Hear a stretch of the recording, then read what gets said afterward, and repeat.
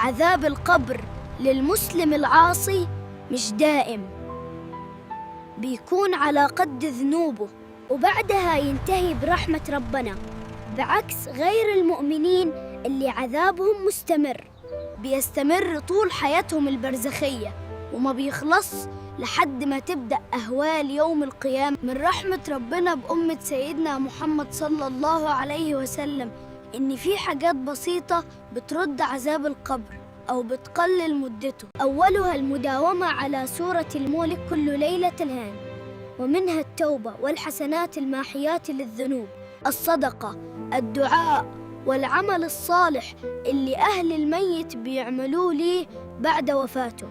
خلينا في المضمون، وتعالوا نحمي نفسنا من عذاب القبر بالمواظبة على سورة الملك.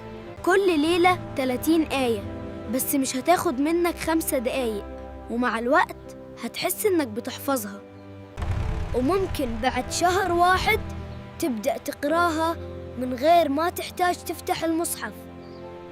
شوف كم ثواب هتاخده كل ليلة بكل حرف، شوف كم ثواب هتاخده بكل آية بتحفظها.